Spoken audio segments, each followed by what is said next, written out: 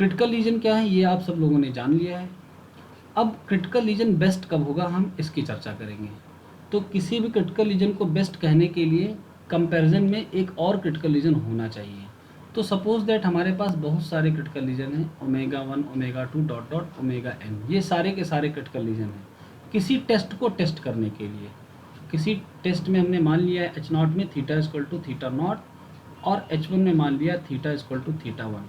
तो इन दोनों टेस्ट को करने के लिए हमारे पास ये सारे क्रिटिकल रीजन हैं।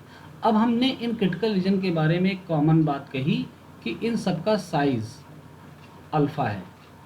साइज अल्फ़ा होने का मतलब कि क्रिटिकल रीजन में कौन कौन सी वैल्यूज आएंगी वो हमने डिफाइन कर दी, प्रोबेबिलिटीज़ की बता दी। क्रिटिकल रीजन में जो वैल्यूज आती हैं उसकी अगर हम प्रोबेबिलिटी निकालते हैं जिसको हम टाइप 1 एरर कहते हैं, वही हमारे लिए अल्फ़ा होती है या फिर लेवल ऑफ सिग्निफिकेंस। तो इनका सबका जो टाइप 1 एरर है वो अल्फ़ा है। अब बेस्ट क्रिटिकल रीजन कौन होगा? तो among all critical reason of same size alpha one for which power is maximum.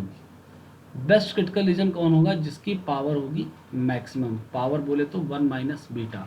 फिर से सुनिए, among all possible critical region for testing the null hypothesis H0 against the alternative hypothesis H1 of same size alpha, one is called best critical region for which the power is maximum।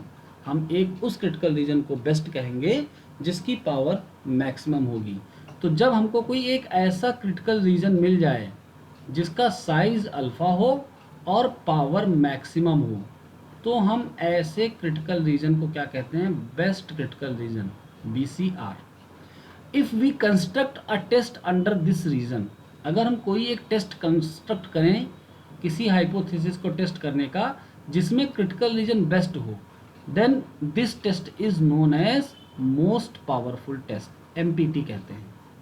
तो आपको best critical region का concept clear हुआ? फिर से सुनिए, किसी भी critical reason को हम बेस्ट कब कहेंगे? जब बहुत सारे क्रिटिकल रीजन का एक ही साइज हो अल्फ़ा, यानी सबकी टाइप 1 एरर सेम थी। और आप सबको पता है कि हम लोग अल्फ़ा को फिक्स करके चलते हैं, पहले से मान लेते हैं कितने % एरर करेंगे। अगर हमने 5% एरर मानी है तो ये हमारा कॉन्फिडेंस हो जाता है कि हम इतने % कॉन्फिडेंस है कि हमारे डिसीजंस सही हैं। तो अगर सबका टाइप 1 एरर अल्फ़ा है तो उस वाले क्रिटिकल रीजन को हम बेस्ट कहेंगे जिसकी पावर मैक्सिमम हो। पावर क्या होती है ये सबने अभी खूब कैलकुलेट किया है, इसी H0 और H1 में आपने कैलकुलेट किया है पावर क्या होती है अच्छे से। तो इस बेस्ट क्रिटिकल रीजन, जब हमें कोई बेस्ट क्रिटिकल रीजन मिल जाए तो इस बेस्ट क्रिटिकल रीजन में अगर हम किसी टेस्ट की टेस्टिंग करते हैं तो उस टेस्ट को हम कहते हैं मोस्ट पावरफुल टेस्ट। अब मोस्ट पावरफुल टेस्ट के साथ यूनिफॉर्मली जुड़ जाता है, यूनिफॉर्मली मोस्ट पावरफुल टेस्ट। ये क्या होता है? तो यूनिफॉर्मली मोस्ट पावरफुल टेस्ट में पहला वाला सारा कॉन्सेप्ट रहेगा, यानी कि हमारे पास एक क्रिटिकल रीजन है ओमेगा जो कि बेस्ट क्रिटिकल रीजन है। दूसरी चीज़ हमारे पास जो इस बेस्ट क्रिटिकल रीजन में टेस्ट होगा वो मोस्ट पावरफुल टेस्ट है। अब ये यूनिफॉर्मली कब बनेगा हमको इसकी चर्चा करनी है।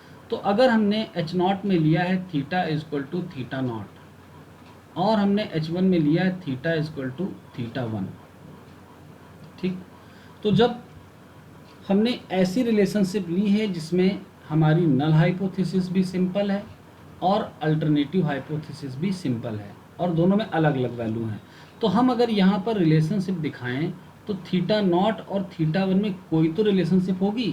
कैसी रिलेशनशिप हो सकती है? ये हो सकती है या फिर ये हो सकती है। इक्वल टू की तो हो नहीं सकती। क्यों नहीं हो सकती? इक्वल टू की इसलिए नहीं हो सकती क्योंकि अगर इक्वल टू की हो जाएगी तो हमारी H0 और H1 सेम हो जाएंगी और वो कंट्राडिक्शन होगा। क्यों? क्योंकि हम लोग H0 में जो लेते हैं H1 में उसका अपोजिट लेते हैं। तो ये वाला केस तो गायब हो गया, यानी हमारे पास सिर्फ दो ही रिलेशन बच रहे हैं, या तो लेस देन का या तो ग्रेटर देन का। अब मान लो थीटा नॉट जो है वो थीटा 1 से छोटा है, इस केस में हमने बेस्ट क्रिटिकल रीजन ढूंढ लिया और बेस्ट क्रिटिकल रीजन के बाद हमने जो टेस्ट बनाया वो मोस्ट पावरफुल टेस्ट बन गया। ये सब कैसे करेंगे इसकी चर्चा आगे। अभी आप कॉन्सेप्ट को समझिए कि बेस्ट क्रिटिकल रीजन और मोस्ट पावरफुल टेस्ट होते क्या हैं और फिर हम कब इस मोस्ट पावरफुल टेस्ट को यूनिफॉर्मली कहते हैं, ठीक है। तो अगर थीटा नॉट थीटा 1 से छोटा है तो हमने बेस्ट क्रिटिकल रीजन और मोस्ट पावरफुल टेस्ट ढूंढ लिया। अब थीटा नॉट थीटा 1 से छोटा रहे, चाहे कितना भी छोटा हो जाए, यानी कि इसकी बहुत सारी वैल्यूज हो सकती हैं, बस वो सारी वैल्यूज इससे छोटी रहनी चाहिए। तो उन सभी वैल्यूज के लिए जो थीटा 1 से छोटी हैं, हमेशा बेस्ट क्रिटिकल रीजन एक जैसा रहेगा, मोस्ट पावरफुल टेस्ट एक जैसा रहेगा। तो जब भी कोई चीज़ एक जैसी होती है तो उसको हम इंग्लिश में कहते हैं यूनिफॉर्म।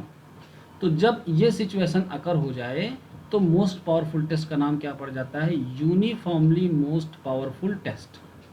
अब ये सिचुएशन होगी तो भी हम इसको कहेंगे यूनिफॉर्मली मोस्ट पावरफुल टेस्ट। चलो, यूनिफॉर्मली मोस्ट पावरफुल टेस्ट का क्राइटेरिया सबको क्लियर हुआ कि H0 और H1 में जो हम वैल्यूज़ ले रहे हैं, इनमें दो रिलेशनशिप हो सकती हैं, और इन दोनों रिलेशनशिप के होने पर जब छोटी वैल्यू है तो कितनी भी छोटी हो जाए बेस्ट क्रिटिकल रीजन चेंज नहीं होगा, मोस्ट पावरफुल टेस्ट चेंज नहीं होगा। जब चेंज नहीं होगा, सबके लिए एक जैसा रहेगा, तो इसका नाम पड़ जाएगा यूनिफॉर्मली मोस्ट पावरफुल टेस्ट। अब एक नई टर्मिनोलॉजी आती है। नई टर्मिनोलॉजी है कि हम uniformly most powerful unbiased test, इसको कब कहेंगे? Uniformly most powerful unbiased test. तो किसी भी टेस्ट को अनबायस कहने के लिए हमने आपको बताया था कि power is greater than size. अब पावर होती है 1 माइनस बीटा और साइज होता है अल्फ़ा।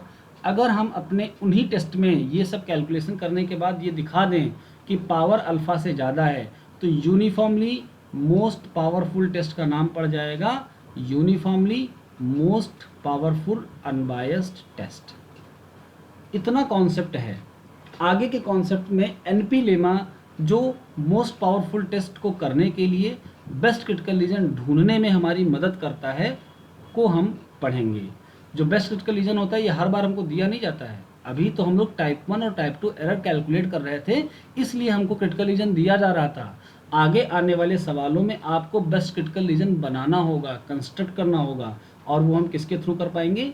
नेमन पियर्सन लेमा के थ्रू। एनपी लेमा एक पूरी थ्योरम है जो हमको बताती है कि हम कैसे बेस्ट क्रिटिकल रीजन किसी भी डिस्ट्रीब्यूशन के लिए या किसी भी हाइपोथेसिस ऑफ टेस्टिंग के लिए बना सकते हैं। तो आज के कॉन्सेप्ट में आपने क्या क्या देखा? सबसे पहले आपने देखा बेस्ट क्रिटिकल रीजन। तो जितने भी क्रिटिकल रीजन हमारे पास हैं उनकी सबकी साइज सेम हो अल्फ़ा, और पावर ज़्यादा हुआ जिसका, उसको हम कहेंगे बेस्ट। जब बेस्ट क्रिटिकल रीजन में हम कोई टेस्ट करते हैं तो उसको हम कहते हैं मोस्ट पावरफुल टेस्ट।